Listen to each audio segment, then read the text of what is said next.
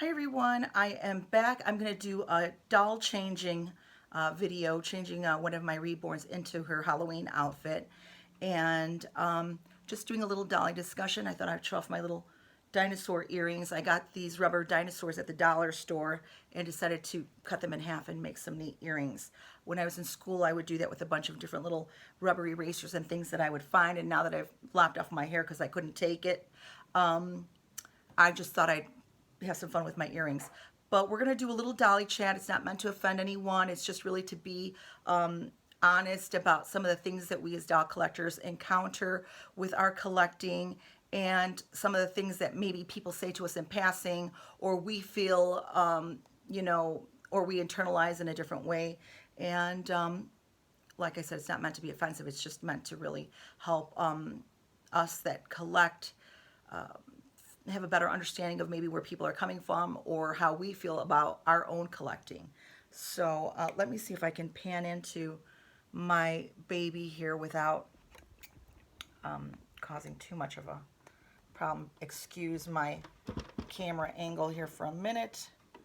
Let's see if I can do this properly. Okay, here she is. Here's my lovely little baby.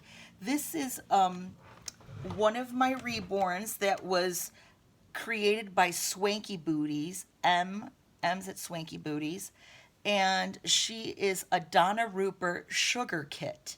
And as I say, M's at Swanky Booties created this beautiful baby. And I think this is a great place to start off in talking about doll snobs, snobbery in the doll community, and how it pertains to all different types of genres of doll collecting and not just reborns. Although reborns are one of the most notorious doll genres, communities to really get a lot of heat.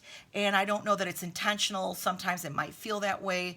There's just certain doll collectors, reborn collectors that feel a certain way. Some of them only choose to use limited edition kits. Some of them only tend to use certain doll artists or one of a kinds.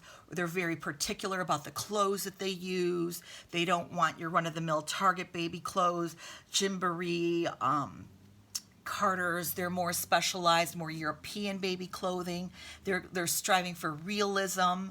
And they want, the supreme elusive kits that nobody has. And that's not to say that there's snobbery against the other kits. It's just sometimes people evolve and they're collecting and they choose to collect a more refined style of reborn babies. And people have different opinions on what a reborn baby is or should be. And we're not going to be talking about knockoffs or stolen kits because that's a whole other topic within itself, stolen kits and things of that nature. I'm talking about just regular kits, artists, doll artists, and how it relates to collectors out there. I personally have been collecting dolls since I was a small child, and I liken it to being a Gen Xer. I have a very wide collection and selection of music that I listen to from genres of like old school that my dad was listened to, Glenn Miller, Frank Sinatra, things like that. My brothers, their genre, the Beatles, the Rolling Stones, my sister, James Taylor, and, a lot of different artists, varied and wide. I can go anywhere from the Sex Pistols, Zig Zig Sputnik, the Runaways, the Go-Go's, my 80s favorites, all the way to house music, rap, there's just so much out there. So I liken the music to my dolls. I am not a snob when it comes to, kits or whether I'm buying a Playline doll or whether or not I've got a vintage Barbie versus a Silkstone Barbie versus a, you know, recycled Barbie, the fashionista Barbies, made to move dolls.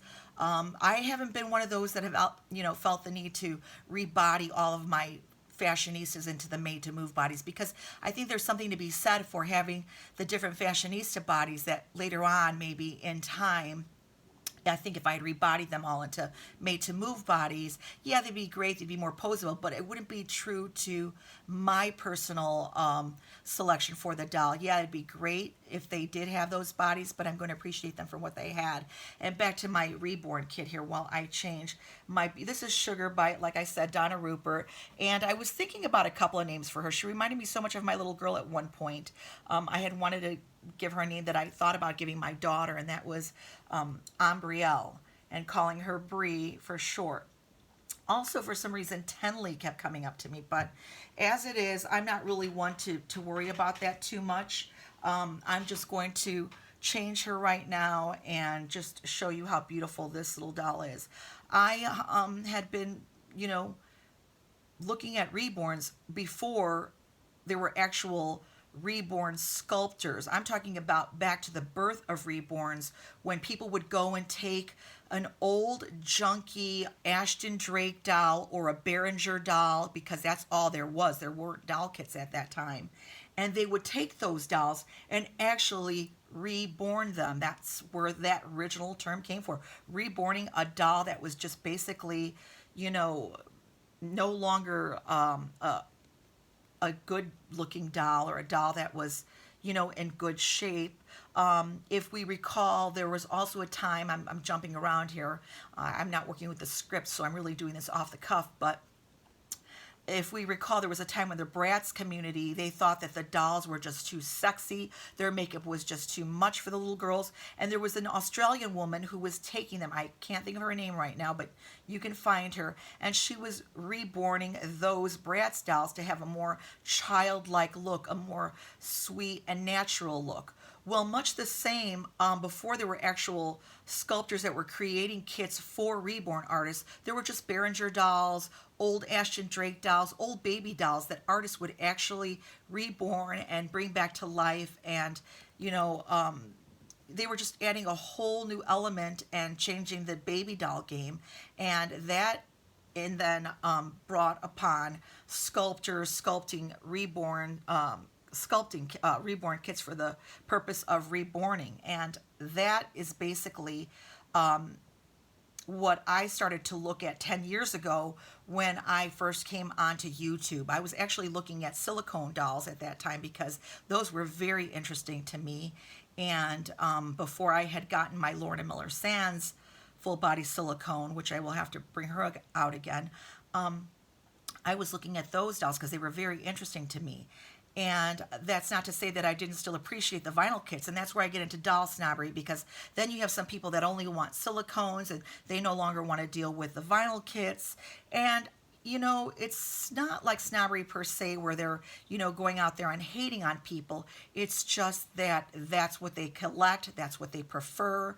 And they're looking for realism, hyper realism, micro-rooted hair. This little baby's got micro-rooted lashes. She's got glossed eyelids so that it looks like she's got, glossed nostrils, and, everything about these dolls. People can get very particular about their kits, about their designers, about the artists. And, sometimes that can be looked at as doll snobbery. I've seen people get into big fights on YouTube here about diapers and, Next clothing and European clothing and, just the craziest things.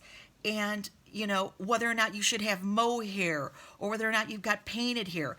People can get really crazy about the simplest things. And, that's what I'm talking about, doll snobbery. Doll snobbery also, I have to tell you, there is a little link, a couple links on my banner. If you look at the banner on my homepage, I have a couple of links there for my Flickr page and my Instagram page.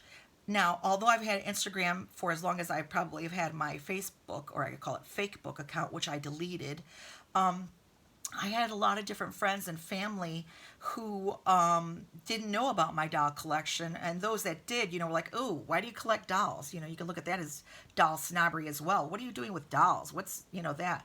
And so I, you know, maybe made a conscious decision not to have my Instagram account be open. It's a private account just because I wanted to use it mainly for focusing on my dolls and my collecting. I mean, I collect more than just dolls, but I didn't want to have to answer questions. My good friends know and family that I do collect dolls, and I've collected them, like I say, since I was a small child. And they understand. But there are people out there that, even our family, they're like, ew, why do you collect the baby dolls? Ew, what's with the reborns? Oh, they're too creepy. So there's a snobbery there from people who aren't even really doll collectors. So you can get it from all sides. There's also people that are snobs about, like I say, playline dolls versus limited edition dolls.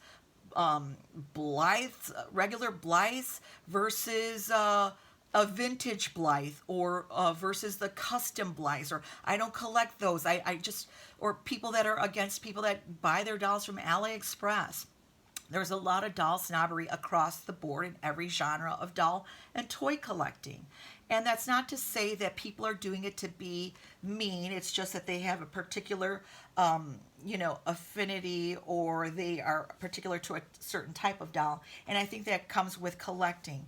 I personally, I don't care if it's a 99-cent doll. I don't care if it's an expensive doll. My dolls run the gambit. I tell you, I have dolls that cross the line in terms of price, in terms of, artistry, and I just collect what I love.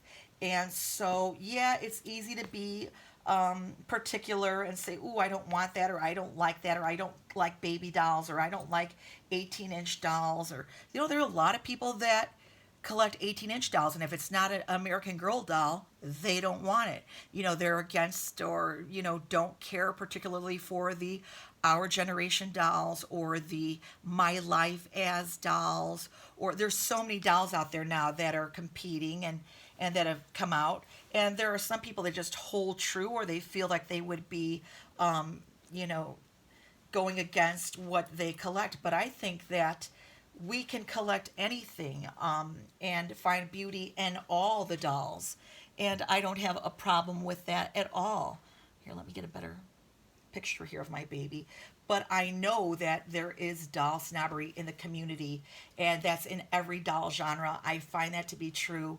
I look at a lot of different channels, and I see that people complain about this across the board. My doll isn't good enough, or they think that my clothing isn't good enough, or, that I should not be collecting Playline dolls, or that, my Reborn doll isn't made by this particular artist, or, she doesn't have rooted mohair, or those kinds of things. And so it can be a little tough. I'm sorry, baby. I didn't realize these were actual working buttons here. But they're very particular collectors all across the board, and I don't hold that to be a problem unless they make it a problem, and they come at your channel and they're like, "Ew, I really don't like that," or "Why do you collect that?" or that looks like a dead baby to me. I really haven't shown my Reborns as much, and it's not because I'm offended or put off by that type of thing. It's just that I collect so many different dolls that I find it, hard to just, show one thing all the time. And it's been a little while since I've shown this little girl, so I thought I'd put her in her Halloween outfit as it's nearing that time.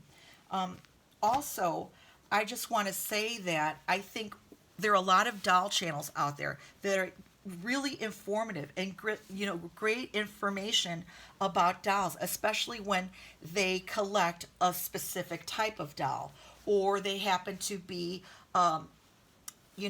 perhaps an artist, or there's somebody who collects a particular doll artist or sculptor, and they have a lot of information that they can provide for those that are possibly looking to maybe collect Reborn dolls, or get into any kind of dolls, be it vintage dolls, be it Playline dolls. I look to a lot of different creators to see, what they think of this doll. Is it everything that it's cracked up to be? Is it worth my money? Is it worth my time?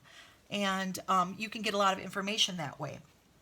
But like I say, sometimes the reborn community in itself can be a little bit rough. We can be a little rough on each other, especially those who are just starting out, those who collect just for fun, those who collect just what they like, and they're not really all wrapped up into, what type of European clothing, which artist, what, this person had or did or said.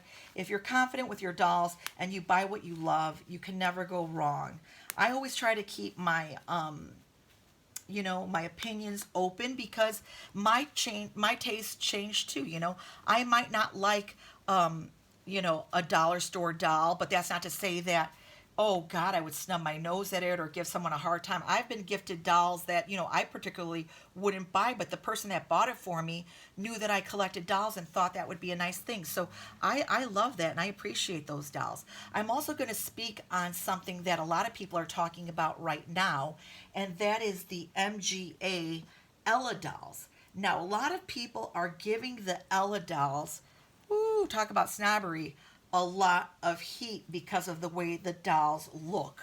And granted, yeah, we know what MGA can, I'll have to, show you what I've got here in a bit, but we know what MGA can bring to the table and what they've brought to the table in terms of style and, just really beautiful dolls. And everybody's talking about the Dream Ella dolls. Like, what was MGA thinking? What's up with this doll line?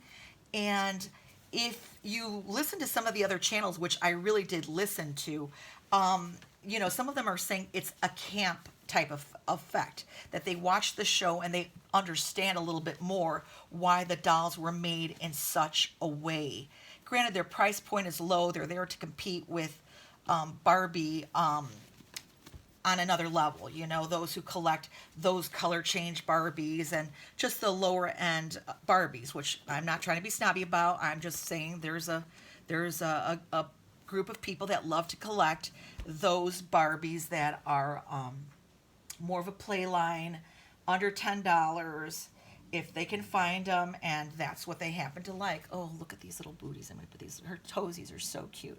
But anyway, so the Dream Ella dolls, I know a lot of people were talking about those, and it's not that I would say I'm a snob about those. It's just not a doll that, I'm going to go out and get, because there's so many dolls right now saturating the market that I would just love to have. And boy, oh boy, when you're seeing these dolls rolling out, and you have to determine your funds and how, you want to spend that money, it's a little bit harder to justify spending even that kind of money, because you just want so desperately to collect your most favorite dolls, the things that you're really looking to get. Here's this sweet little peachy little baby, and she's all ready now. She's in her little Halloween outfit, and she's just ready to go. But I hope that I didn't ramble on and get too crazy. I hope that what I'm saying kind of makes sense. And there was a time where, yeah, I felt a little bit awkward because, I'm not trying to compete with the Reborn doll collectors out there. There are a lot of them that have a lot of great content, a lot of informative, they come on with a new doll, a new artist, a new, just everything, clothing, the whole nine. And there's nothing wrong with that. But, sometimes you can feel intimidated or not really like a valid collector, because there's so many people out there with more expensive dolls, better dolls. And I just really get what I love. And I just get them because they appeal to me. But as far as doll snobbery and saying that I'll never play with a baby doll or a reborn doll, or, I can't collect this doll because she's not custom, or, it's a knockoff, or, I just really try to put things in perspective, try to respect everyone's feelings out there, and know that I really do collect what I love, even from the simplest things. I had made some outfits for my Blythe doll and my Smart doll for the Halloween challenge, for the witch challenge, and I had used my daughter's old Halloween shirt out of it, and there was this wonderful beautiful graphic on there, and I thought, why not make a pillow doll out of the shirt, since I had already used the pieces of material that I wanted for the witch collaboration. And so I made a pillow doll, and I thought it was so cute. She's got a little mouse dangling from there, so I left a piece of thread, and she had a little kitten, so the little kitten is trying to take the little mouse. And I just like, even something as simple as a pillow doll. I really love dolls all across the board. And I really like to think of myself as not being a doll snob, although, like I just said about the Ella dolls from MGA, it's not that I'm being snobby about those. It's just not a doll that I would at this time particularly care to get. And I've got so many of their other dolls that I'm going to be trying to do box openings with and try to get those in. But for now, we're going to look at this beautiful little baby. We're going to say goodbye. I'm going to wish you all well. And, you know, maybe think about your collection and whether or not you've been, you know, not a victim per se of snobbery, but maybe have felt that way, maybe been inclined to a certain opinion about a doll, or doll types or doll genres, and what you prefer and what you choose to stick with. And maybe we can all broaden our horizons and be a little bit more compassionate and kind with those that maybe perhaps collect something that we wouldn't normally, and learn something from them. So I wish you all a good day, and I hope to see you soon with some more box openings. Bye.